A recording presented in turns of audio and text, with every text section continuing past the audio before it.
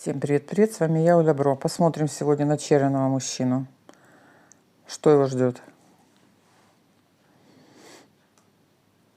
Так, что его ждет?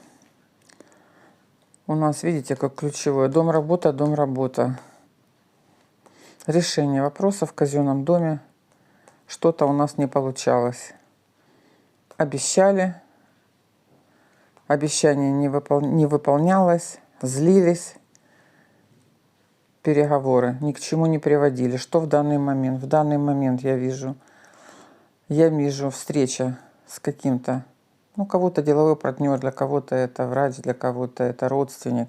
Встреча, застолье, погорячились, конфликт, разборки, разговор на повышенных тонах, в печали, результат болезнь.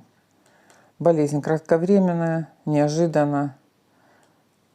Может быть, немножечко злоупотребили, может быть, чуть больше погорячились.